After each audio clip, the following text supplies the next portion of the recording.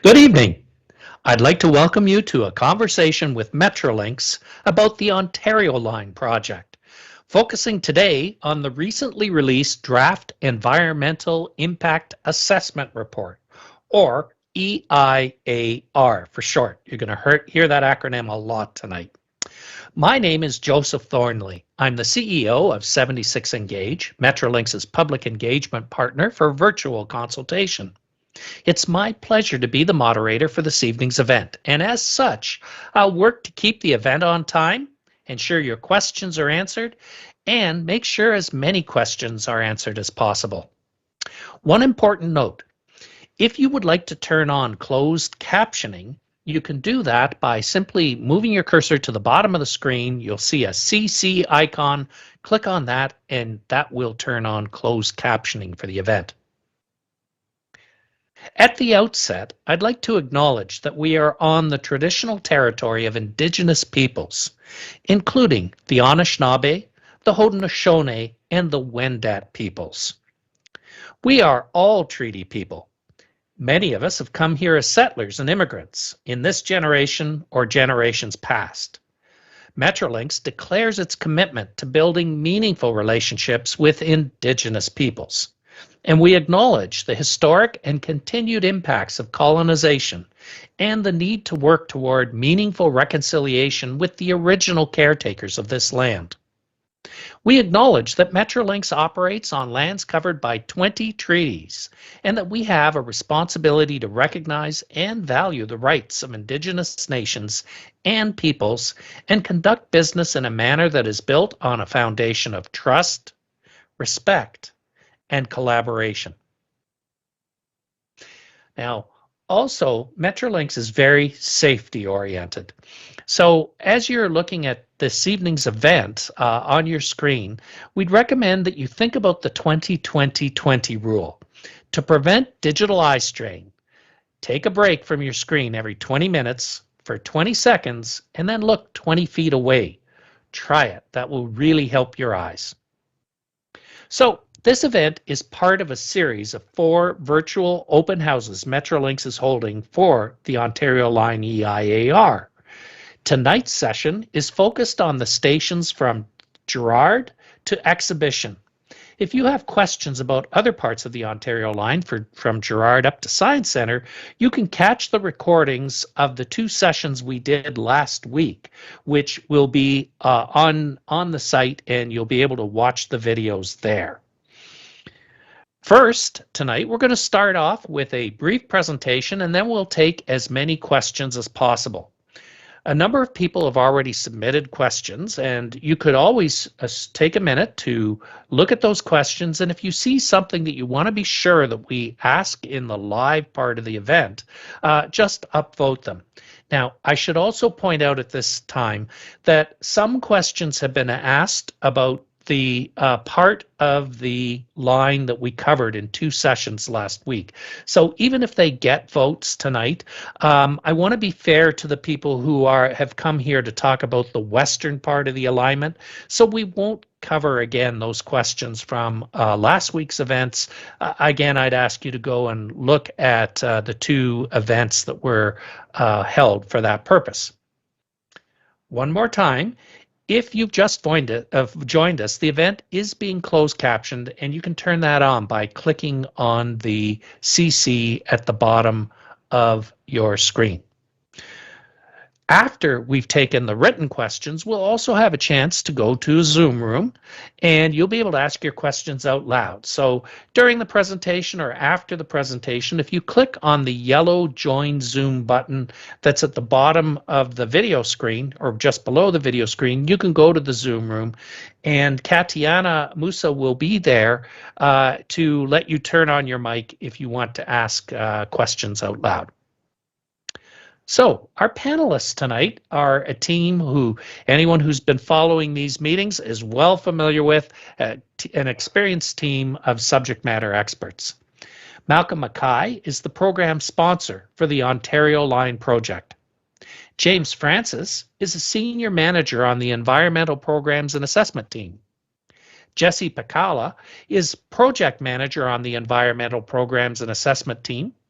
And Vicky Wong is the Director of Property Acquisitions. Finally, Richard Tucker is here. He is the Vice President for the Subway Project Delivery for the Ontario Line. Welcome, Malcolm, James, Jesse, Vicky, and Richard. Malcolm, I think that you'll start the presentation for us. Yes, Joseph, thank you so much. So we're, as Joseph indicated, we're going to be talking tonight about the Gerrard Through Exhibition section of the Ontario Line. Let's just do a little recap of the Ontario Line. It runs from Exhibition all the way up to the Ontario Science Centre with over 40 connections to other transit modes, including subway, buses, LRTs, streetcars, and GO trains. It's 15.6 kilometers in length with 15 stations. We're expecting over 388,000 daily boardings, and the Ontario Line will bring over 227,000 people within walking distance of subway, and will bring over 47,000 more jobs within a 45-minute commute of people's homes. Next slide. So we're going to work from the northeast through south and to the west from Gerrard through Exhibition. This slide shows Gerrard Station. It's at the corner of Carlaw and Gerrard, and you can see that we have entrances on the northeast corner as well as the southwest corner of Carlaw and Gerrard. We're expecting 3,300 people through the station during its morning peak hour. Next slide. As we move further south through the joint corridor where the Ontario Line and GO Transit run together, we get to the Riverside Leslieville station on Queen Street at Degrassi. This station is expecting 4,000 people per hour in its busiest AM hour. Next slide. As we continue south across Eastern Avenue, we get to East Harbour Station, which is an interchange station with GO Transit. Here we're expecting 14,800 people per hour in the AM peak period. From here, we'll go across the Don River and into the Don Yard, where we'll enter a structure called a portal, which will take us underground for the rest of the alignment to Exhibition. Next slide. As we head further west and north, we get to the corner of King and Berkeley, where on the southeast corner we have Corktown Station. At Corktown, we're expecting 4,100 people per hour in the AM peak period to be traveling through this station. Next slide. As we head further north and start heading west, we have a station at Moss Park, which is at the corner of Sherbourne and Queen Street, and our entrance here is on the northwest corner. We're expecting 7,300 people per AM peak hour through this station. Next slide. Here we continue west to the busiest station on the alignment. This is the interchange with Line 1 at Queen Station. Here we're expecting 16,600 people in the AM peak hour to board through this station. Next slide. As we head further west past City Hall, we come to the corner of University and Queen Street and another interchange station with Line 1, Osgood Station. Here we have very high ridership also with over 12,000 people per AM peak hour. Next slide. As we continue west, we get to the corners of Queen and Spadina. Here we have entrances on the northeast corner and southwest corner. At Queen and Spadina, we have over 7,100 boardings in the AM peak hour. And if we head further west and to the south, next slide, we get to the station at King and Bathurst. Here we have two entrances also, one on the northeast corner and one on the southeast corner. At King and Bathurst, we have 5,100 people in the AM peak hour traveling through the station. And then we come to the terminal station on the next slide at Exhibition, where we have an interchange station with GO Transit, as well as a station that serves Liberty Village, as well as Exhibition and Ontario Place. At exhibition, we're expecting over 12,000 people per hour in the AM peak period. Next slide. So what do we have coming up next? By mid-year 2022, we have the exhibition early works starting. We have the Corktown early works starting, as well as the Lower Don Bridge and Don Yard early works. By late 2022, we have the downtown advanced works, the Joint Corridor early works, and the East Harbour early works, with the very big projects starting construction in 2023 for the South Civils Stations and Tunnels contract, as well as the Rolling Stock Systems Operation and Maintenance contract. At this point in time, we will have started tendering the North Civils Stations and Tunnels contract, and construction is expected to begin in late 2024 on that contract. Next slide. Now I'm going to hand it over to James to talk about the Environmental Impact Assessment Report. James? Thanks very much, Malcolm. So next slide, please. Our environmental assessment work for the Ontario Line, it's been well underway for the past few years.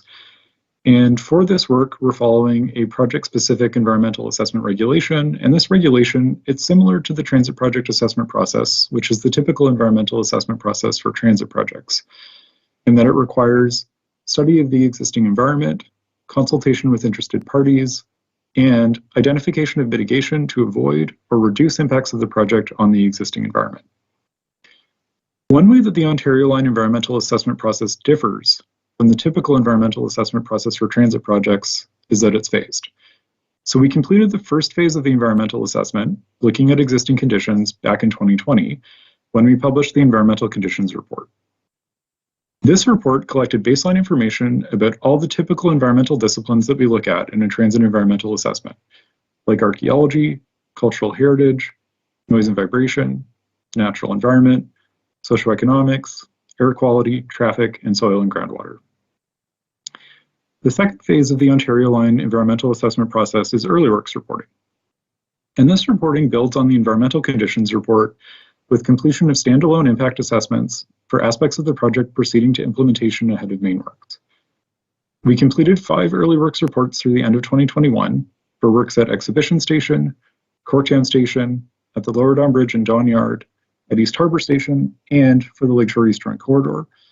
And each of these reports has now been approved by the Minister of the Environment, Conservation and Parks, as well as having been a focus of previous virtual open houses. So we're now in the final phase of the Ontario Line environmental assessment process with the draft environmental impact assessment report, which we released for public review and comment on February 7th. The environmental impact assessment report looks at the overall project and potential impacts of the overall project on the existing environment, and that's the existing environment which we studied in the environmental conditions report, during both project construction and project operation. And the EIAR, or Environmental Impact Assessment Report, also prescribes mitigation to avoid or reduce these impacts, as well as monitoring activities to verify mitigation effectiveness and to inform any adaptive management that may be required.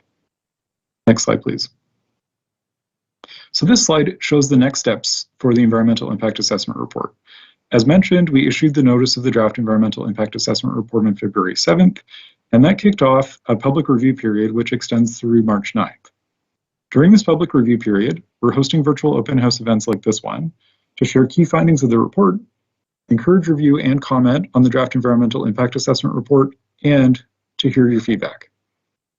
We'll be responding to all comments received and updating the Environmental Impact Assessment Report to reflect the feedback provided during the review period.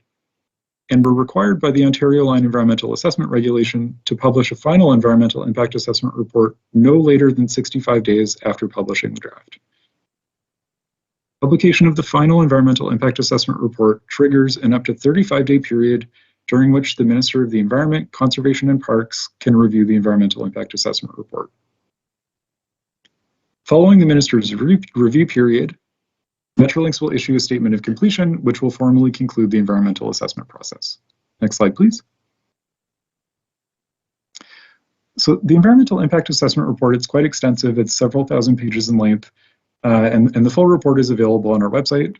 along with environmental topic specific summary pages that we've created to help facilitate review.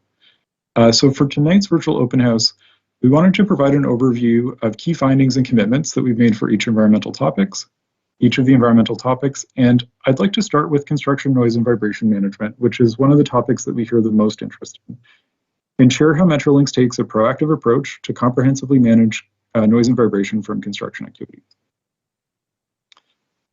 So we model noise and vibration from construction activities in the environmental impact assessment report using conservative assumptions, and that's given the current phase of planning and design. And these assumptions include simultaneous use of equipment at full power throughout the project footprint. And our assessment results show that mitigation will be required for construction activities. And this could include phasing or coordinated timing of specific construction activities, using construction hoarding that's also effective as a noise barrier, and using equipment on lower power settings at certain times of the day. The assessment that we include in the environmental impact assessment report, it's only the first phase of our work in this area. And we spell out and we commit to these next steps in the environmental impact assessment report. So once our contractor is on board, they will be required to complete site-specific construction noise and vibration management plans. And these management plans will detail specific mitigation solutions for each phase of their work, given the selected means and methods. These management plans are reviewed and approved by Metrolinx before any work begins. Our contractors are also required to continuously monitor noise and vibration throughout construction, and that's to ensure that they're effectively managing noise and vibration and also introducing additional mitigation measures as may be needed. So the images on this slide, they depict a construction noise monitor as well as a construction vibration monitor. We'll also have a fully accessible phone line throughout construction and a responsive complaints process if there are any issues. Next slide, please.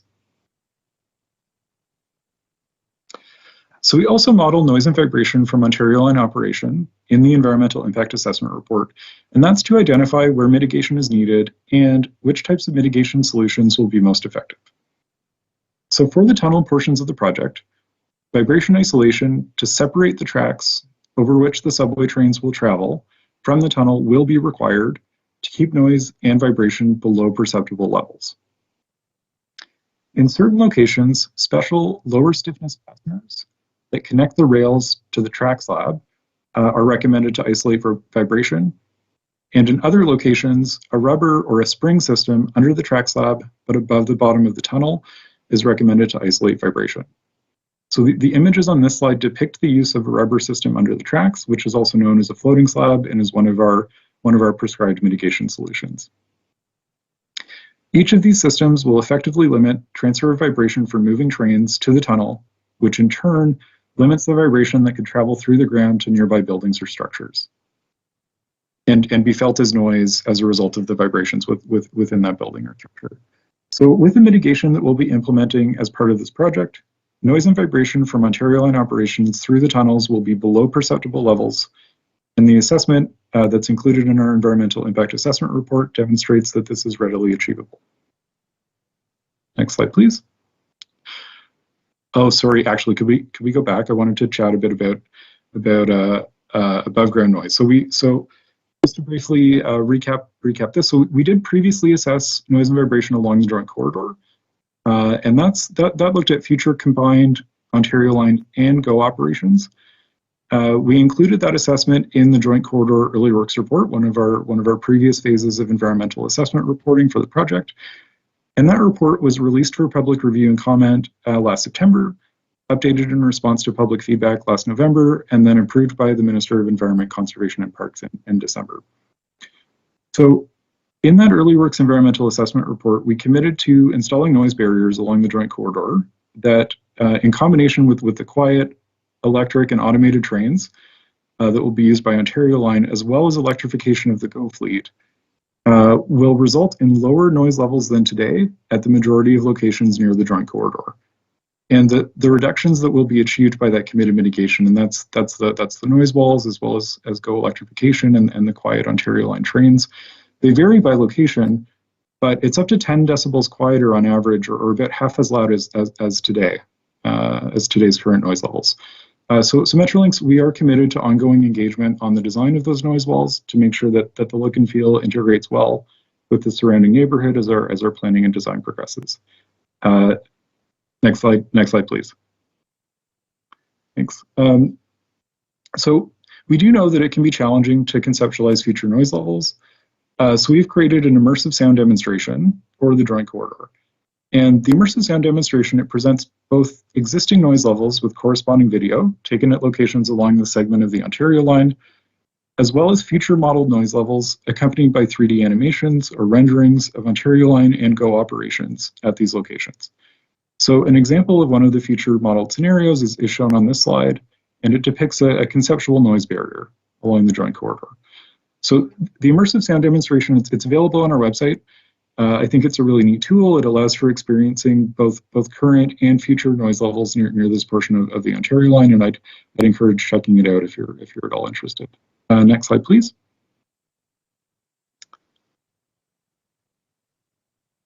So in terms of cultural heritage, we are very aware of the important cultural heritage resources along the route of the Ontario line, and we're working to avoid impacts to these resources wherever we can, while accommodating the best transit solution. So the leftmost images on this slide, they depict, upper left depicts 378 Queen Street West, and lower left depicts 663 and 665 King Street West. And both of these are locations of future station entrances. And at these locations, building facades will be retained in place throughout construction. These buildings also include elements that will need to be temporarily removed. To accommodate station construction, those elements will be temporarily removed and then restored post-construction. The image on upper right depicts Osgoode Hall, and that's a known provincially significant heritage property. We're able to avoid any impacts to the building itself, but we do need to impact landscaping and reposition the existing cast iron fence along the southwestern portion of the property, and that's to accommodate a station entrance. The image on the lower right, it shows a commemorative plaque at the First Parliament site, which is another known provincially significant heritage property I'll speak more about on the coming slides. And these are only a few of many heritage properties in the study area between Gerrard and Exhibition stations. So the environmental impact assessment report, it commits to mitigation for impacts to each potentially impacted heritage resource. And where impacts to heritage properties are unavoidable, like at some of our station locations, we're working very closely with the city's heritage planning staff, as well as staff at our regulator, the Ministry of Heritage, Sport, Tourism, and Cultural Industries, on our plans to document and salvage heritage attributes, commemorate and interpret heritage sites, and design nearby Ontario line infrastructure in a sympathetic and compatible manner.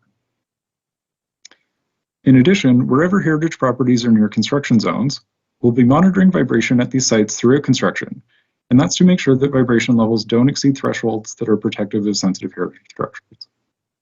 Next slide, please. So turning to archaeology, most of the study area between Gerrard and Exhibition stations has been cleared of archaeological potential, and that's due to previous disturbance. But we do have two known archaeological sites, both at the location of Corktown Station. The first is the lime kiln site, which is north of Front Street East, shown in that northern box on the map at lower right. And at this site, quicklime was produced for mortar and plaster construction back in the 1800s. The other known archaeological site is known as the First Parliament site, and that's south of Front Street East. And this was a site of pre-colonial Indigenous use. It was also the site of Upper Canada's first and second Parliament buildings. The first Parliament buildings were burned down by American soldiers in the 1813 invasion of York, and the second Parliament buildings burned down in 1824 accidentally, believed to have been caused by an overheated chimney flue. The first Parliament site was then home to the Home District Jail that was in use from the 1840s to the 1860s, and was then home to a consumer's gas complex where coal gas was produced for street lighting and heating, and that was starting back in the 1880s. So we started archaeological fieldwork at the First Parliament site last year. The picture on the slide, it depicts in-progress archaeological work from last fall. And the environmental impact assessment report commits to additional archaeological investigations at these sites and all other sites in the study area retaining archaeological potential ahead of construction. So archaeological assessment at the First Parliament site, it's currently on pause Well, we're advancing demolition of surface buildings and waiting for the ground to thaw. And we plan to continue our archaeological investigations as soon as we're able to this spring. Next slide, please. So this slide getting into a bit more detail about the Courtown Station first Parliament site. So images shown on the slide at top are the first Parliament buildings of Upper Canada. The middle row shows the second Parliament buildings and a picture of consumers' gas facilities. And the lowermost image on the slide, it shows a model of the archaeological finds to date at the first Parliament site, and those so far are limited to the near surface industrial history of the site. So you can see a rail line as well as a railway turntable, and those were used to support the consumers' gas operations on the site from the late 19th century. So we're very much looking forward to coming back and sharing what our archaeological studies this coming field season uncover, as well as reporting back on the input that we've received this past fall on themes for interpretation and commemoration to guide our future work at the Courtown site. So I'd like to turn it over to Jesse now to take us through the findings of the remaining environmental topics studied in the EIAR. Thanks, James. Next slide, please. Environmental Impact Assessment Report evaluates impacts to traffic from construction and operation of the project. The Transportation and Traffic Report, appended to the main EIR, looked at potential impacts and subsequent mitigation measures for pedestrians, cyclists, public transit, and automobiles, including possible impacts on downtown parking. For example, to mitigate impacts from the Queen Yonge Road closure, to facilitate construction of Queen Station, we commit to permanent enhancement of the streetcar network in this area in collaboration with the TTC. Additional committed mitigation measures during construction include maintaining northbound traffic flow on University Avenue using traffic controls, maintaining access to the many businesses and their loading docks in the area, as well as providing safe temporary detour routes for pedestrians and cyclists where required. Next slide, please. As part of the EIAR, we also looked at potential socioeconomic impacts. This involved identifying and assessing socioeconomic features and land use characteristics, including existing land use patterns, public transportation networks, public realm features, community amenities, neighborhood demographics, and future development. In terms of mitigation, we commit to maintaining access to property, businesses, and recreational spaces during construction, while avoiding disruptions as much as possible. We also commit to continued engagement with the City of Toronto and local communities on public realm, like the look and feel of future stations, as design progresses. Next slide. For natural environment, we assess natural components like vegetation communities, fish and wildlife habitat, and species at risk. Our subject matter experts first reviewed existing information from the Environmental Conditions Report and also from agencies like the Toronto Region Conservation Authority and the Department of Fisheries and Oceans Canada. We supplemented this available information by completing field surveys of plant communities and wildlife habitat. Our team then overlaid project designs within the study area to identify potential effects. We recognize that green space and parklands are limited resources in the city, and with this in mind, we are working to refine designs to minimize tree removals and protect trees wherever we can. That being said, the project will need to remove some trees in order to accommodate safe work zones during construction and to allow for new infrastructure. Where tree removals are required, we will take a surgical approach, protecting surrounding trees with barriers and performing removals outside of sensitive timing windows for wildlife as much as possible. We will compensate for all removals in accordance with city permitting requirements and following the Metrolinx vegetation guideline, ensuring a higher degree of compensation for parks and natural areas and planting many more trees than we remove.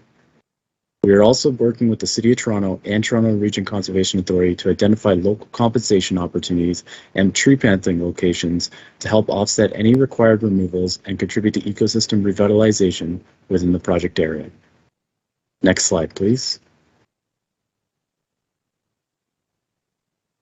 We previously assessed construction of the Lower Don Bridge, which is a new bridge over the Lower Don River near the Don Valley Parkway that will carry Ontario Line tracks, as part of the Lower Don Bridge and Don Yard Early Works Report. This Early Works Report was released for review and comment in June 2021, updated in response to public feedback in August, and then approved by the Minister of Environment, Conservation and Parks in September 2021.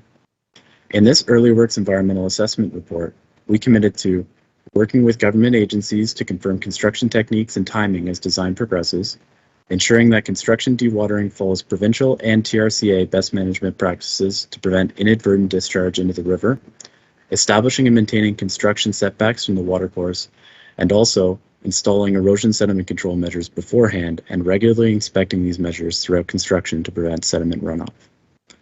Lastly, we will continue to work with the TRCA to incorporate flood protection measures as we advance planning and designs for works in this area. Next slide, please. Existing soil and groundwater conditions were assessed using available information to identify potential effects, mitigation measures, and monitoring activities during construction and operations. Further geotechnical and due diligence investigations ahead of construction will confirm existing conditions and inform project design to ensure that potential impacts of soil and groundwater are avoided or mitigated. We commit to proper handling and management of soil and groundwater during construction in accordance with all regulatory requirements and approvals, including the new excess soil regulation, as well as requirements pertaining to contaminated soils and dewatering.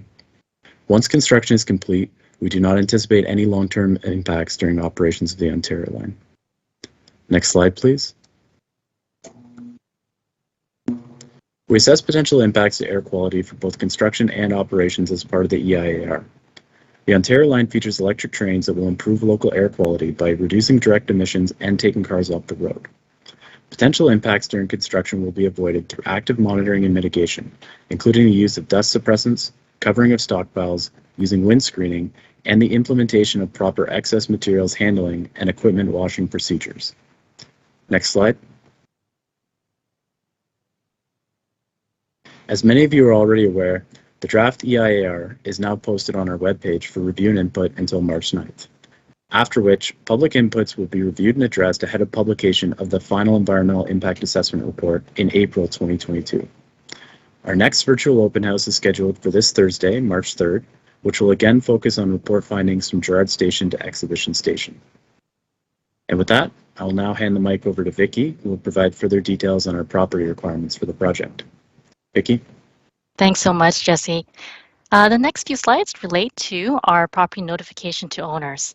If property is needed for the project, owners will receive a letter, and there are different ways that properties may be impacted. The project may need some or all of the site permanently, such as for the construction of a station, or the need may be underground only, such as for the construction of the subway tunnel or to support that subway tunnel. There may be a need for a permanent easement, which means that Metrolinx does not need a full ownership of the property, but does need a partial interest or access to lands. Sometimes the type of need is for temporary use only, which means that after construction is completed, the lands will be restored to the same condition or better. Next slide, please. Receiving a letter is the first step. We would like to speak with you directly to explain details such as how much of the property is needed, why, what to expect in terms of timelines, and answer your questions. As part of these conversations, we would like to negotiate with all owners to reach an agreement, and this includes compensation. Compensation for all properties impacted is based on the fair market value of the property. This applies to whether it's a portion of it, such as the permanent underground easement, or in its entirety. And how do we determine this compensation? Well, this is estimated by an accredited third-party appraiser who will analyze each property on a case-by-case scenario. We would be happy to explain this analysis to you as part of our direct conversations. So if you've received a letter, please do reach out to us through the Metrolinx contact name on that letter so we can speak more specifically to you about your property. And regardless of whether or not you've received one, if you have any questions about your property, please do not hesitate to reach out to us, being the property team at ontarioline@metrolinx.com or the number that you see on that slide there. Thanks for your time, and I'll now pass the mic over to Richard. Hey, thank you, Vicky. So what are we looking at for 2022 in this area? So next slide, please. So there's three groups of works if we kind of look through the seasons as we move forward. As we all know, construction gets affected by the seasons. So right now, winter 2022, currently ongoing. We have work going on at Corktown and exhibition stations. We have surveys and geotechnical work. I'm sure you've seen, for those who live in those areas, you've seen hoarding going up around these areas. And we also have started demolition on buildings at both the Corktown and the exhibition sites. That also includes getting ready for staging. We've been setting up site offices and such in that area to support the contracting works in those areas. For spring and summer, we have Corktown Station. There's the surveys and investigations will continue. Demolition, basically we move into archaeology. On the south side, on the north side, we're looking at a little bit more demolition. And then as we look into Don Yard and the joint corridor, as we move further to the east, there's going to be some tree protection and removals in those areas. We're also being looking at, there's a water main that crosses the joint corridor that's going to be moved a little bit to the west to allow for the bridge abutments for the new Ontario Line Bridge. And essentially, we'll also be starting work on the joint corridor in terms of the bridge renewals that are required there, as well as looking at the retaining walls as we move into the latter half of the summer. And then in fall of 2022, we have Queen Station. There's ongoing surveys and investigations. We'll be starting on the detour streetcar tracks along Adelaide and York. And then we also, in the joint corridor, we will be continuing with the work there in terms of tree removals, some tree protection, and some demolition. And with that, I will return it back to Malcolm to close out the presentation. Thank you very much, Richard. Next slide, please. We really do appreciate your time this evening, and if you have any questions, follow-up questions, please don't hesitate to reach out to us at our email, ontarioline@metrolinx.com. Please feel welcome to call us at 416-202-5100. And if you're interested in just keeping up to date on the latest Ontario Line news or signing up for our newsletters, go to metrolinx.com/Ontario Line for that information. Now we're going to enter the question period, and I'll pass it over to Joseph. Joseph? Well, thank you, Malcolm, and thank you to all of the presenters. That was a lot of information. You covered a lot, and we have about 50 minutes for questions. As I said earlier, we're first going to cover some of the questions that have been submitted in writing, and then we're going to go into the Zoom room. And if you'd like to participate in the Zoom room and ask your question out loud, simply click on the yellow Join Zoom button that's below the video, and you'll go over there, and Katiana Musa will be there to moderate for you, and we'll be able to hear your question. So also, just before questions, I'd like to welcome MPP Peter Tabens, who has joined us tonight and has been a frequent participant in these events. Welcome, MPP Tabens.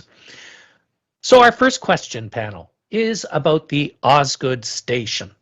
And the questioner says, the station location in the lawn of Osgood Hall is egregious. The notes in the report clearly indicate that there are impacts. Why is the station not located in the boulevard in University Avenue? According to the comments made at the Toronto Preservation Board meeting in January, the whole station could have been located in the redeveloped 250 University Avenue. But this option was rejected by Metrolinx as well. Why? Thank you, Joseph. I can answer that question. So when we started our siting process, the first thing that we did was we looked at the work that was undertaken by the Relief Line South. And they had done a comprehensive study, and the TTC, along with the city, shared with us the findings as part of the upload of the subway program. We then took that information and we looked at all the available options. We looked at the northwest corner, Campbell House, as a potential site. We looked at the corner of Simcoe and Queen. We also looked at the 250 University, that's the southwest corner of Queen and University. We looked at the median, just as was suggested in University. We also then looked at the southeast corner where the Four Seasons Center is, as well as the northeast corner of where Osgoode Hall is. What we found with the university median entrance was that we had access and egress issues. We had a very high ridership, and with people getting out in the middle of the median, what we found was that it was an untenable condition there, and it was not where we wanted to be offloading passengers in any great numbers. With respect to the 250 University site, that site has a very difficult foundation to work with. TTC during their work had recognized that, and we did also. So we ended up looking at the Campbell House corner, and that would have significantly affected the Campbell House and their operations, and was not actually the best locations for entrances for transit purposes. On the southeast corner at the Four Seasons Center, there too we were limited by proximity to the Four Seasons Center and the space that was available to properly build a station. So working alongside our colleagues at TTC and the City of Toronto and Heritage in the City of Toronto, we developed solutions at the Simcoe Queen entrance and the Osgoode entrance. And those were roughly the same sites that the Relief Line South was looking at. And we have developed solutions there that really minimize and protect the heritage nature of the Osgoode Hall fence and really nestle the entrance as closely as we can into the fabric that is Osgoode Hall.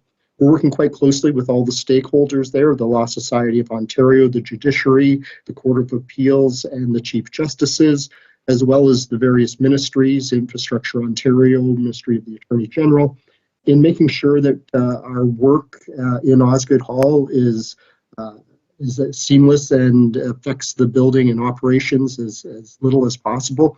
As well, we're working quite closely with them for a restoration scheme that will provide the best outcomes possible for both their property as well as the operation of transit in Toronto at Osgoode Station. Osgoode Station is our third busiest station, as I was indicating earlier, so it has very high ridership with its proximity to Line 1, interchange with Line 1. Back to you, Joseph. Thank you for that, Malcolm. Let's move a bit along Queen Street and talk about redevelopment. The draft heritage study identifies several properties to be demolished, and many that are anticipated to have vibration impacts. As Queen Street is the first street laid out in Toronto, its heritage significance exceeds the buildings along it. Its unique character and building stock supports many wonderful small businesses, restaurants, and tourism, particularly the section between University Avenue and Bathurst Street. If the premise is that the Ontario line will be financed by redevelopment along its corridor, how much redevelopment and in what locations is it anticipated?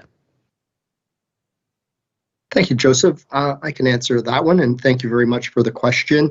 So the Ontario line along Queen Street, it's the exact reason why we're on Queen Street is because it is an active street. It is a place where people want to go, people want to work, people want to visit, and that helped us with the siting of the Ontario line along Queen Street, which was similar to the Relief Line South.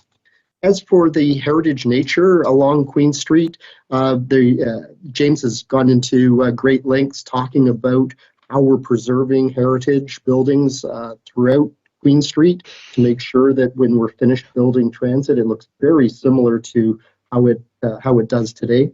As for the intensification around stations, well, that is a post-transit build. It's being implemented by Infrastructure Ontario.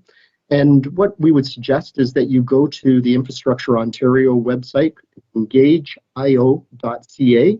There they outline the collaboration that they've had with the City of Toronto in establishing what type of builds are going to be occurring along Queen Street and King Street and Exhibition and down at Corktown. So without a doubt, that's the place to go to find out what has transpired with respect to the future intensification around these subway stations. Back to you, Joseph. Thank you very much for that. We have a number of people who have already joined the Zoom room, and I want to be sure that we get all of the questions in from the Zoom room as people join. So we're going to ask one more question here from the written questions and then go over to the Zoom room. And once we've done all the Zoom questions as time permits, we can come back here and answer some more of the written questions. Of course, don't worry, if we don't answer written questions tonight, Metrolinx staff will be looking at the questions and answering all of the subject areas and providing answers, and you'll be able to come here and look at them afterwards. But let's just ask this one question, and it is about Fort York. One of the questioners has noticed that you have acquired land north of Fort York and is saying it's not clear what is planned for the area north of Fort York where the current garrison crossing bridges are located. What is the purpose that you have for the acquired land? I think I can answer that one, Joseph, if you like. That property on the north side is for what they call an emergency exit building. It's actually won't be seen from the park because it's actually down where the rail corridor is. You should know that also we've spent a lot of time working with Fort York and the local area to make sure that there's absolutely no impact on the Fort York site that's east of Strawn Avenue and the existing green knoll to the west of Strawn Avenue. So there's a lot of work going on in this area, but we're very cognizant of the importance of Fort York, and we take a lot of time to work with the interest groups there. And make sure that the work there is to the greatest extent possible, not visible from Garrison Common, and will certainly be well to the west of Strawn Avenue and north of the Gardner Expressway there. Thank you for that information, Richard. Thank you very much. So, as I said, you can join the Zoom room by clicking the yellow Zoom button. And let's go over to Katiana Musa, who is there with a number of people who have already raised their hands and want to ask questions. Katiana? Thank you, Joseph. So the first question we have from the Zoom room is from Mary. Mary, you can go right ahead. Oh, thanks very much. Mary Fragadak here. Hi, Malcolm and team. So I have today questions that relate to the operation and maintenance of the Ontario line. 3 questions. The first is, what are the expected noise levels for trains entering the portal downhill and trains rising to the surface on an uphill gradient?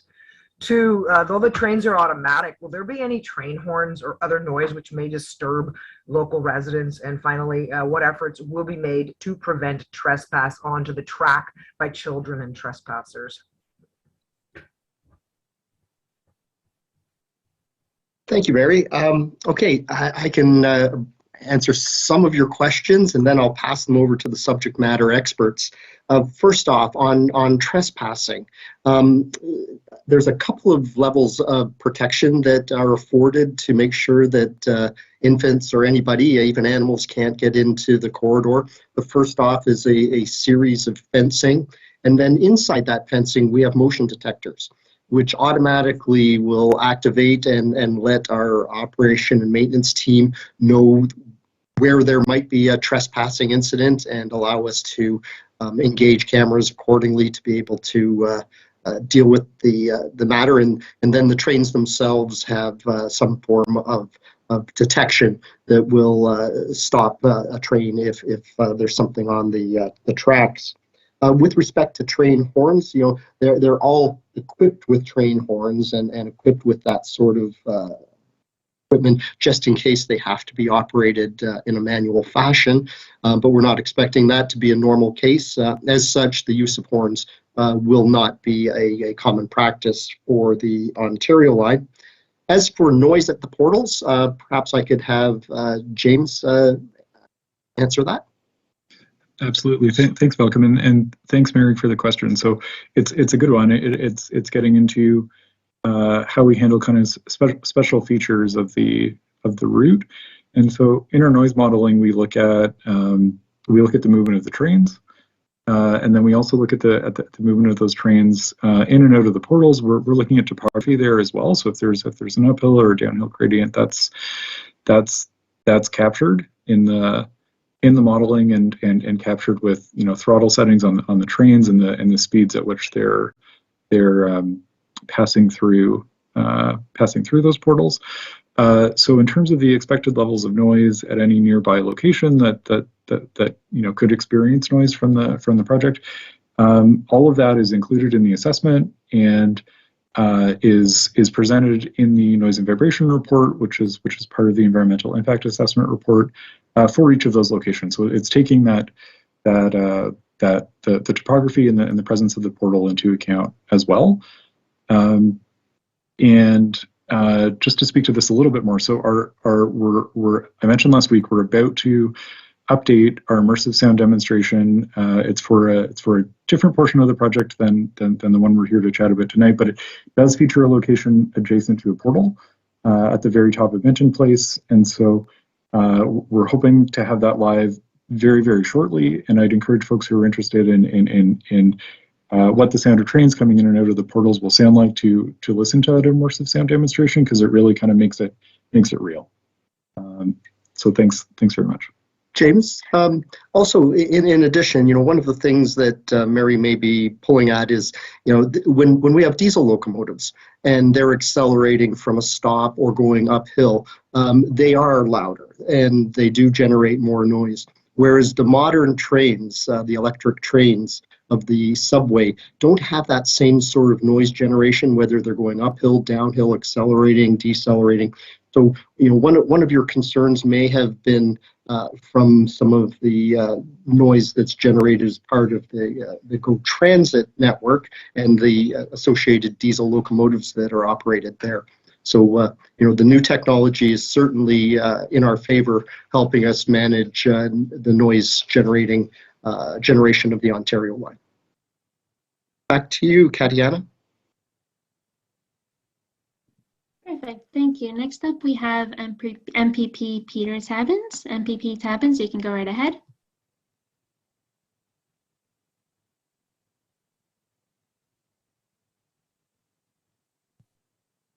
Please unmute me. Oh, great. Thanks very much. Thanks for the presentation this evening, everyone. One of the items that comes up in the environmental assessment report is a commentary that idling will not be allowed. And I have to say, I'd like to know exactly how you're going to enforce that. Malcolm, as you're aware, we had a problem over the winter with the construction work going on for the Encore project at the old Riverdale complex at Greenwood, where trucks were idling through the night to great distraction and disturbance to the local residents. So I would like to know, if in fact you have this policy in place, how are you going to enforce it? And what are you going to do about construction workers who are sitting in the cabs of their trucks in midwinter, quite justifiably wanting to be warm? How will you ensure that they're kept warm while their trucks are not idling, keeping people awake? Thank you very much, MPP Tabbins. Nice to see you this evening, virtually, and hear from you virtually. Yes, without a doubt, we did have an issue earlier this winter with idling, and we did hear from the local community and yourself that this was an issue, and we certainly took active response towards correcting that on the part of our contractors. But we have built into our project-specific output specifications, which are the rules that the contractors must abide by, and we have anti-idling language in those, and we will absolutely enforce that. We have people monitors on site more often than not, watching for these sort of things, and we will absolutely take effective action to make sure that the rules that we've outlined in our project specifications are followed and adhered. And it's not just for noise, it's the air pollution, it's all those things that are associated with unnecessary idling. As for providing accommodations for workers, that's the responsibility of Progeco, and we don't expect them to have people sitting in automobiles keeping warm. We expect them to have proper lunchrooms, and that's such for their work. They will be concentrated in locations, ideally at stations, portals, areas where we're doing tunnel boring machine launches, that sort of thing. So, we are expecting those sort of workforces to be in and around there, and we will absolutely work collaboratively with our Progeco and with the community and with yourself in ensuring that the rules are followed. Back to you, Katiana. Perfect. Thank you, MPP Tabbins, once again for your question and for joining us tonight. Next up, we have Shelley. Shelley, you can go right ahead. Hi there. Hi, everybody. I'm having a strange sense of deja vu. So I saw pretty much everybody last night. So I have a couple of questions. I just want to comment on MPP Tabbins' question and Malcolm's response that idling will happen at TBM launch sites, and where they have staging areas. And of course, this is highly problematic around Gerrard Station at Riverdale Plaza, because it's in the middle of a residential neighborhood. I mean, this is going to be a massive construction area in the middle of a low-rise residential area. There's a seniors home, and during the day there is a Pape Avenue Junior School. So idling is definitely an issue that needs to be controlled. And we need more further information about this site. But that's not my question tonight. My question tonight is for the joint corridor. I have lots of questions. I want to say, as I said previously, I think I've read about 8,000 pages now of environmental assessment reports on the Ontario line, which includes the business case, the ECR, the EWR, and now the IAR. And after reading 8,000 to 10,000 pages, I conclude that the Ontario line in Riverside and Leslieville belongs underground. This kind of rail traffic is unmitigatable. And though you are going to attempt to do it, the Ontario line tracks belong underground. There's just no question in my mind that as I go through the impact assessment report, the severe impacts on Riverside and Leslieville. So my question tonight is looking at your construction appendices maps, construction noise impacted areas.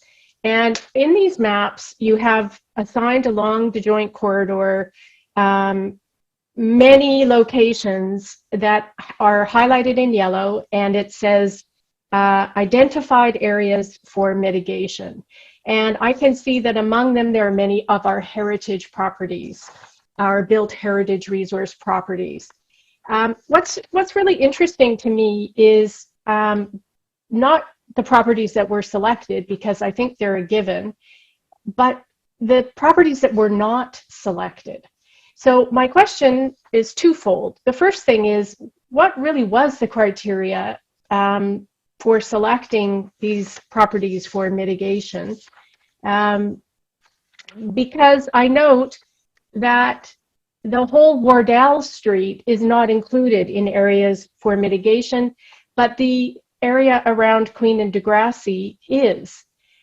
So what was the selection criteria there? Because it doesn't appear to be heritage, and it doesn't appear to be zone of influence, because they all go through the construction zone of influence. So what was the selection criteria for these properties? My other question is what exactly does that mean for those homeowners? If their property has been selected for further mitigation, and there are many around the Tiverton area, the Dundas-Logan Triangle, are you going to be contacting these homeowners? Are you, it says vibration monitoring. Are you putting in vibration equipment in their basements? Do they have access to the vibration information? So twofold. selection criteria on these homes that were selected for further mitigation, and what is the mitigation, and do the homeowners have access to that? Thank you. Shelley, thank you very much. It is deja vu. Nice to hear from you again tonight. James, I think both these questions are over to you and the EIAR. Absolutely, thanks. So Shelley, as mentioned in the presentation, so we've included in the environmental impact assessment report a conservative assessment of construction noise and vibration, and that's based on assumptions around construction equipment and use of that equipment, and using it at full power. And based on that, we have developed what's known as a zone of influence. So that's an area within which a property could be affected by construction activities and warrants mitigation. And so that's based on our current conceptual conservative approach to assessing construction noise and vibration in the environmental assessment. So that appendix you're referring to, it identifies those locations where we would look to mitigate, and as part of that, those would be locations where we would look to monitor as well. So it's that. And so this is, as I said, it's a conservative assumption. It's preliminary. Once our contractors are on board and they've developed their specific means and methods for construction, they'll be updating the assessment and identifying specifically which properties would be within a zone of influence for any potential noise or vibration, and anywhere within that zone, we would then be looking to undertake a pre-construction survey. So that would be, to go in and document current condition of the property. We would then undertake continuous monitoring throughout construction. Our approach to monitoring throughout construction, it's proactive. So we have alert levels and action levels, and both of those levels are below any regulatory criteria or criteria for a potential issue. And the criteria vary based on the property. So you mentioned heritage properties. We're very aware of heritage resources in this area, and we have a lower threshold for heritage properties, recognizing their particular sensitivity. And then, following construction, we'd be back to undertake a post-construction survey. And if there were to have been an issue during that time, we would repair it and fix any problem. So what's included in the environmental assessment? It's conservative, it's preliminary, it's meant to paint a picture of zones in which we might be seeking to monitor. But that will all be updated once our contractor is on board and has selected their means and methods and has updated their assessment.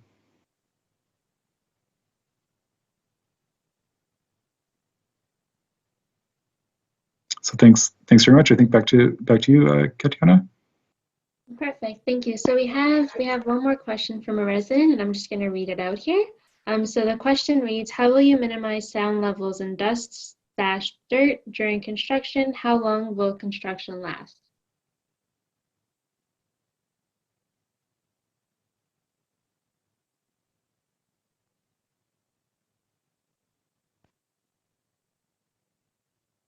Thanks very much. That's a great question, and it's Richard. If you don't mind, I'll start and then maybe pass it to you for construction duration. Yeah, well, that's what I was going to suggest. The environment. Oh, okay, great. It took me a minute to get off mute. Construction lasting.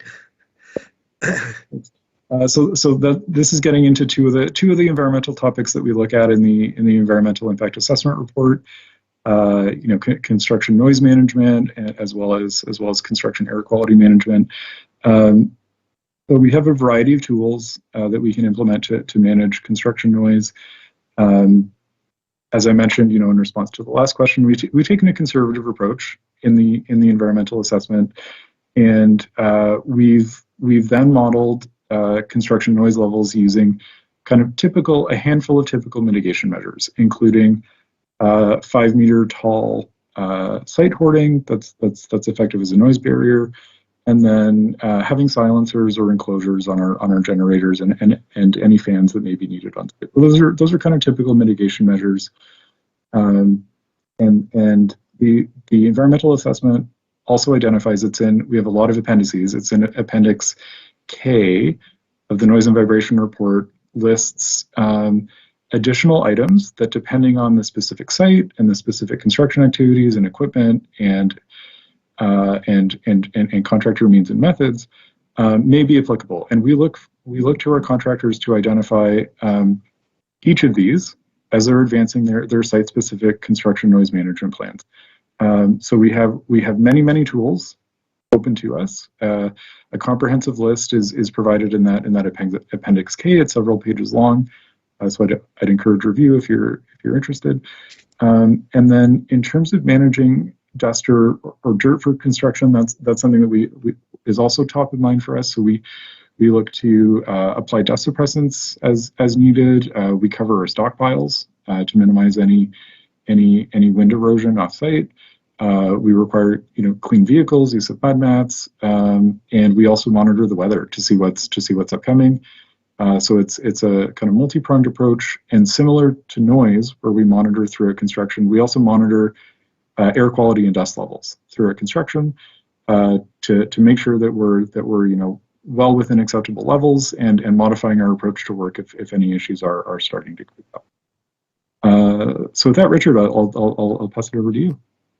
Yeah, and that's great. Thanks, James. I would also mention that we do have a 24-hour hotline, 7 days a week, which is available for people to call if they notice anything that's of concern to them. It's safety, dust, noise, vibration, any concerns about construction. There's a 24-hour call-in that's available and is posted on the hoarding. And there's also, I think we have construction liaison committees who help, in terms of setting up the construction and liaising with the local neighborhood and businesses to mitigate any impacts on the area. In terms of the construction schedule, I think it kind of varies exactly where you are and where you're looking at. Some of the early works and things can take, a couple of years, probably from 2022 through the end of 2024 on some of the joint corridor. In the case of Queen Street, like if you look at the construction of Queen Station, for instance, that goes on from the middle of next year to middle of 2023 through basically 2027. So it depends where you are. I think as the line is supposed to open in the end of the decade approximately, and essentially as you move more and more into approach closer to the end of construction, there'll be less and less that's actually visible at the surface or outside the stations. It's primarily all happening underground and within the stations itself in terms of fit out and rail systems and track and all that kind of stuff. So really the heavy construction that you would see on the streets and everything is probably going to occur ramping up from this year, probably reaching its peak in the kind of 24, 25 time frame, 26, and then slowly declining off in terms of what you see at street level as the work, as RSSOM or the Rolling Stock Systems Operation and Maintenance takes over, and they'll be doing most of their work, as I said, underground and in the stations, and on the guideways. So they'll be much less intrusive than the kind of civils type construction in terms of tunnels and station. Yeah, Richard, in addition to that, one of the first pieces of work that we're doing is the building of the retaining walls and the noise walls. And once we get those things completed, then we're going to be working in an area that's now somewhat enclosed by these new measures, noise mitigation measures. So it will help us have sound levels that were much lower than we would have had without the noise walls being built first. Yeah, it's a good point, and it's same thing as we move along. The noise and construction disruption just gets less and less. Back to you, Katiana.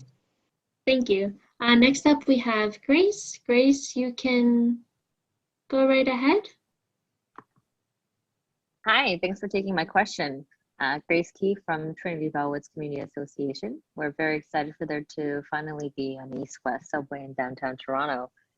So I have two short questions followed by one longer question. I also see our friends from the Garment District Association with us in the meeting. So they may also get to these questions as well. But just to start, the first question I have is between which years do you expect the construction to take place at Queen and Spadina, followed by King and Bathurst? Second question is, which properties or areas in and around King and Bathurst have you already acquired as by City of Toronto for the station? And the third question is, from the environmental assessment shared thus far, it is being presented as there being minimal impact to the noise, air quality, transit, and roads in general. But after seeing the delayed timeline of Eglinton LRT and its impact, I am concerned about the impact to businesses and to the residents in the downtown area. What plans do you have to ensure the negative visual impact is minimized, perhaps with attractive boarding? Accessibility is not diminished, and businesses on Queen and King can operate normally between University and Bathurst to ensure and ensure that during the construction. Thanks, Grace. That's a good number of questions. Let's. I'm going to tackle it from the bottom, and then I'm going to pass it over to Richard. What your concerns about impacts to the surface transit network and vehicles? Well, Richard and his team have gone to great lengths to develop station construction, which is really quite unique. And what it does is it avoids those large open cut excavations in the street, which require covering. And those are the things that affect the surface transit network, the ability for vehicles to move, as well as the businesses, and keeping the sidewalks open. What we're doing is we're taking the areas where we have station entrances, and we're digging straight down to the platform level. And those are usually on two ends of the station. Sometimes they're at one end. And what we're going to do is we're going to do a process called sequential excavation method, which is a mining process. So we're going to be underground pulling the materials out and then out those holes. And all of these construction sites are in the properties that we're purchasing in order to build the station entrances. So that's where we'll do all our staging. That's where all the materials will go. And what we've done is we've worked quite closely with transportation services at the City of Toronto to make sure that any lane closures we have are well choreographed with all of the other work that's happening in and about the areas at King and Bathurst, Queen and Spadina. So now I'm going to pass it over to Richard, and you can talk about the scheduling, and then Vicky can talk about properties. Richard. Sure. Yeah, happy to. And I should mention that that keyhole technique. I mean, one of the things you kind of saw on Eglinton quite a bit was a lot of decking and temporary structures to hold up traffic as construction went on underneath. And we've not used that technique. You'll see that other than Queen Station, which on either side of Yonge Street, there's no disruption of the right-of-way. From these sites, there are some lane closures right adjacent to each of the keyhole sites. The curb lane is closed, kind of similar to what you would see for a condo or office building type thing. And these keyholes go down, and as Malcolm has said, that's accessing the major construction of the station is occurring in bedrock, some 20 to 30 meters underneath the surface of the street. So a lot of that disruption of utilities and things that you saw on Eglinton,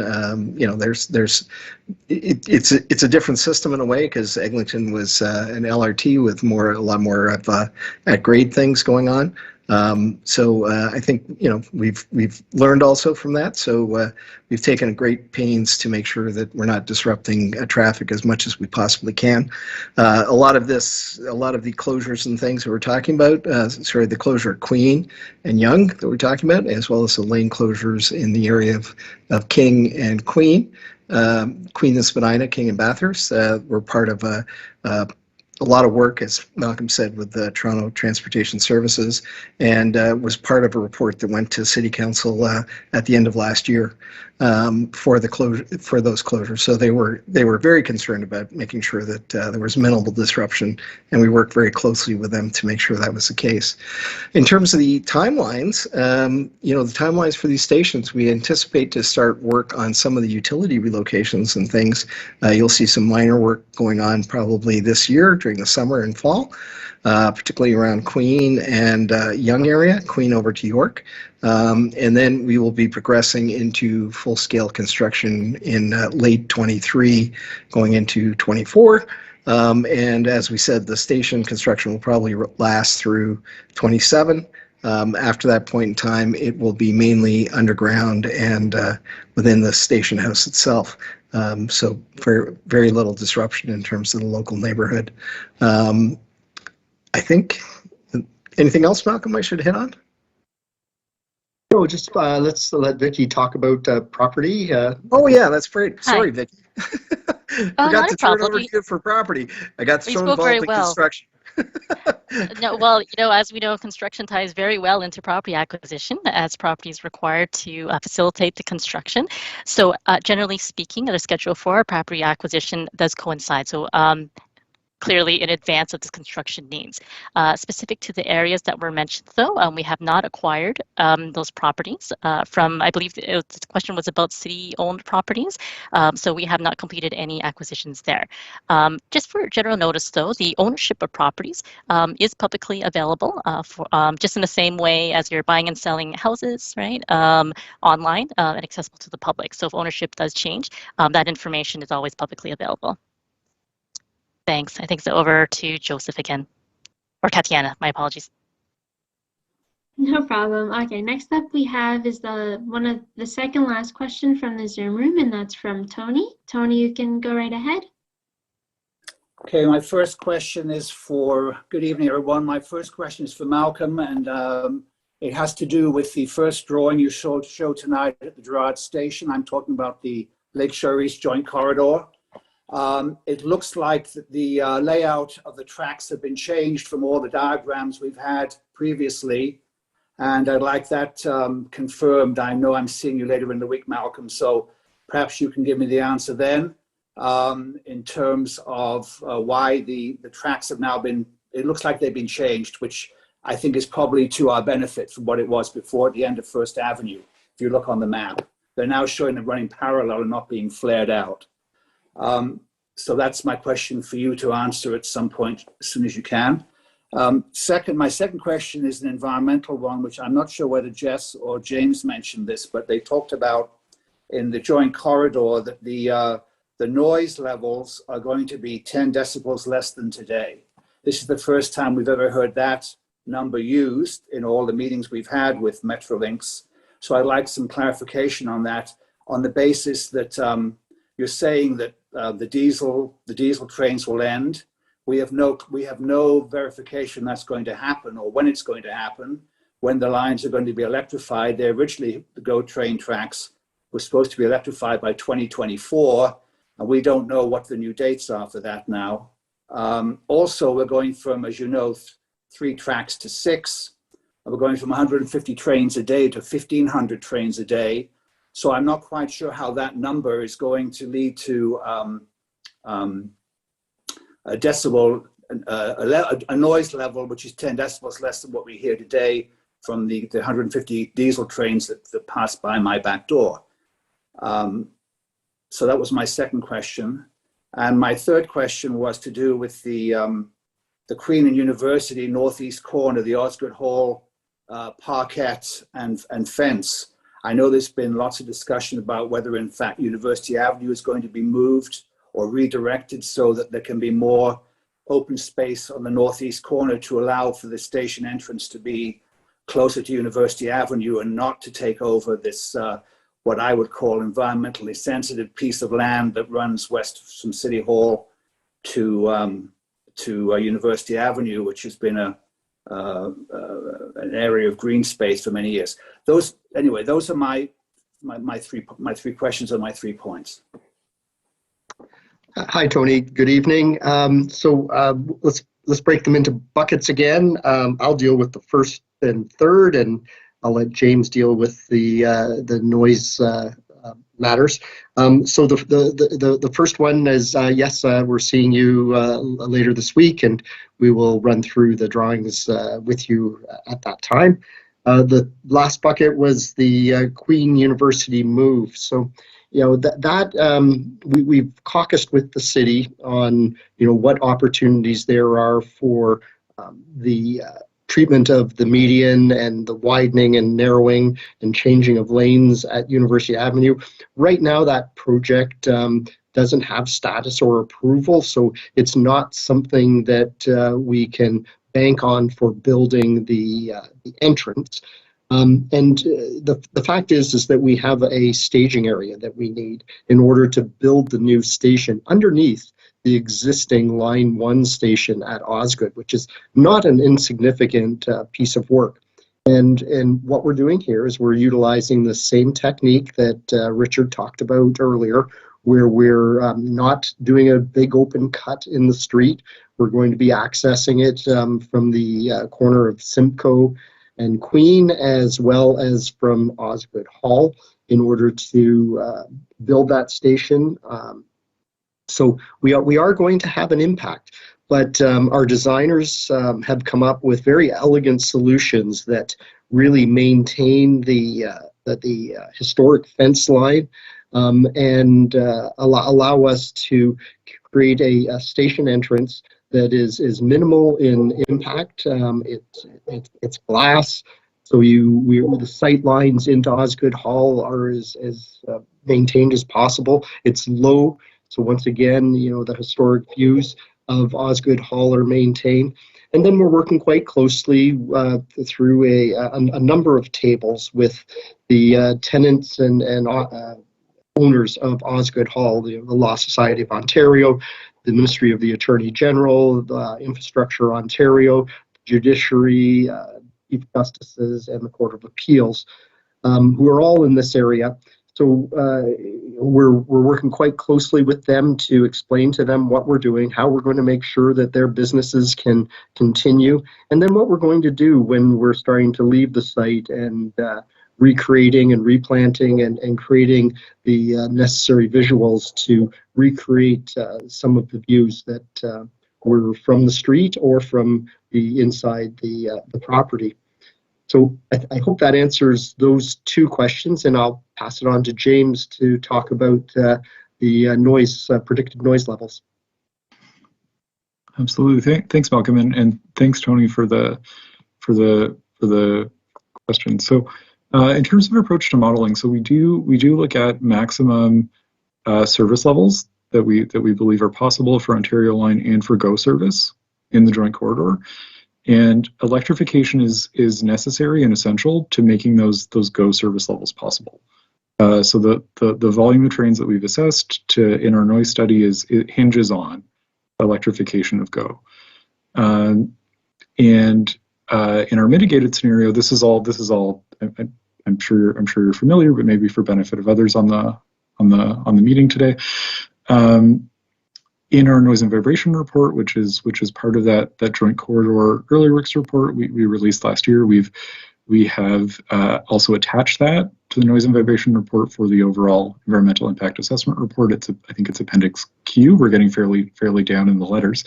That shows in the mitigated scenario. So where we're introducing noise barriers, and the noise barriers through the joint corridor will be at least 5 meters tall.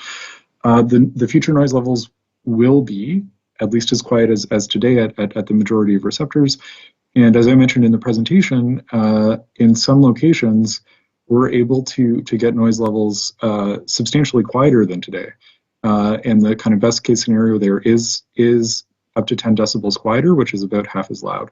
And that's mentioned in the noise and vibration report, and the locations where that statement applies to are included in that report. So I'd encourage review if you're interested in the specifics. And part of what makes this possible, it is the future go electrification. It's also that the Ontario Line trains are significantly quieter than the trains using the rail corridor today. And just in terms of kind of an approach of how we've gotten here, our methods and our results, they've been reviewed by our regulator on this matter. So it's the Ministry of Environment, Conservation and Parks, and we've had 3 separate teams of noise consultants advancing the work here. So AECOM and Hatch and Stantec. So a lot of experts in the field. And if there is interest, just the kind of specific reference within that Appendix Q here, it's Table 3-4. And if you do have any follow-up questions, happy to connect on those. So thanks so much. Perfect, thank you. Back So to I you. just have 2. Oh. Sorry, James, are you good? Yes, was just about to pass it to you, and you were a little bit faster than me, which is great.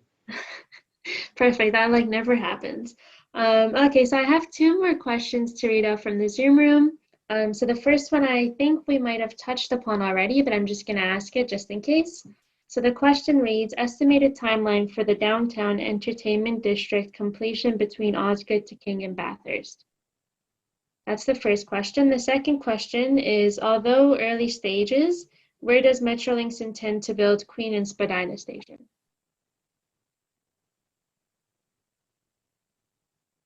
Okay, well, I think I can address the schedule part. I think we talked about it already, but basically, starting this year, there will be some utility relocations and small works that go on in the kind of Queen Osgood area and Queen over to Yonge and Victoria Street. I think there may be some minor utility work also in the Queen, Spadina, and the King Bathurst area. The major works will really start up in the latter part of 2023 and will progress through 2027 for the station construction. And after that, sort of 28, 29 will be mainly supporting the work below ground inside the completed station boxes and within the tunnel itself. So there'd be very little disruption on the surface. There just would be some probably deliveries and those kind of things happening from time to time. And people coming in and out of the station to test and those kind of things. Next question, back to Malcolm, I think. Yeah, the last part of that question was what were we doing at Spadina and Queen for construction. There we have an entrance on the northeast corner and the southwest corner. And once again, as Richard described, we're going to be using those sites to do our keyholes where we go vertically down to platform level and then mine across between those 2 points, once again trying to keep the surface transit network, the streetcars open, as well as vehicular traffic and the businesses open and sidewalks. So that's all the process for Queen and Spadina. Back to you, Katiana. That's it on my end. No more questions from the Zoom room. Okay, thank you very much, Katiana, and that brings us almost to the end of our time. I'm just going to squeeze in one more question that was actually put in the written questions during the presentation. And because I don't think it's been addressed at all, hopefully the panel won't mind me just squeezing this in. And it involves parks, the Riverside to Leslieville, the parks in that area. And the question is, Riverside Leslieville is facing early works construction beginning as early as September. What will happen to our parks during construction on the corridor? Jimmy Simpson Park, McCleary Park, Bruce McKay Park, Tiverton Parkette. Will they remain open? And how will you ensure the safety of children in playgrounds and others using sports facilities? So can the panel address that, please? Well, we certainly can. I'll take the first part of it, and Richard will certainly follow up with the construction part of it. So the long-term plans for the parks is that we're going to be increasing in park space through the joint corridor area. Jimmy Simpson Park is going to get better. McCleary Playground is going to get larger. The Carla off-leash dog park will get bigger. In total, there's about 2,600 square meters of additional park space that's going to be delivered as a result of the Ontario line. Now, during construction, Richard and his team have gone to great lengths to create a staging and access regime where you're always accessing the construction, the joint corridor from major streets like Dundas, Queen, Eastern, in order to get into these work sites. It's expected that we'll have hoardings set up so that the parks will in effect be open completely during construction. And we're working quite closely with both the community as well as the City of Toronto in establishing how we're going to be rolling this type of work out and the timing of it. Richard, do you want to just fill out a little more about the construction techniques that we're using with the T-wall as such? Sure. Yeah, absolutely. Thanks, Malcolm. So it should be noted that by and large, the entirety of the new Go 4 tracks and the two tracks for Ontario Line are entirely within the existing railway corridor. So within the fences that are out there now, it'll be inside of that. So that our first layer of protection, if you call it, is the existing railway fences, the existing fences, and the only exception to that is at the corner of Queen and Degrassi, where there's a slight cantilever from the new station that will occur right at that corner. Other than that, basically it's within the railway corridor. As Malcolm has said, we've spent a lot of time working out a methodology so that we only access the railway corridor and these construction sites from main streets, so Dundas, Queen, etc. And then the final, part of this, the work we're doing is the T-walls, which are basically, if you think of a T and then just lie it on its side. Essentially, the front face is we can install these entirely from within the railway corridor, so there will be no work that occurs out on the park space, other than the subsequent landscaping to expand the park right up to the T-walls. But the T-walls are then stacked up, and then we fill in behind them, put the drainage and stuff behind them, and we'll put the noise walls on top of that. And there's some drainage works and various other things that happen within the corridor, but all that work occurs within the corridor. We'll be moving the tracks back and forth to accommodate that work, the existing GO tracks, and possibly going down to 2 tracks for a period of time to accommodate all that work. But as Malcolm says, it's all within the railway corridor. It's all behind the fences. And the T-walls and everything have been specifically designed so that all that work can be done from the inside. So there's no need to go onto the existing parks, or create any concerns in terms of noise or dust or those kind of disruptions for the park spaces themselves. And once the noise walls are up, further construction would be, in terms of tracks and kind of overhead catenary systems and those kind of things, will be taking place behind the noise walls. So even more mitigation. Back to you, Malcolm, or Joseph, I think. Well, thank you, Richard. Thank you, Malcolm. And thank you to all of our panelists. And thank you to the people who asked questions tonight. I really do hope that you found that the answers were complete and gave you what you needed. But of course, this isn't just about Q&A. This is about public feedback. So it's not the end of the process. This stage of the process goes on until March 9th. March 9th is when public input should be collected. And you can provide your input as easily as clicking the yellow comment on the draft environmental assessment report button that's right here on this page. So if you just go there and click on that, you'll find all the reports and the appendices that were talked about tonight.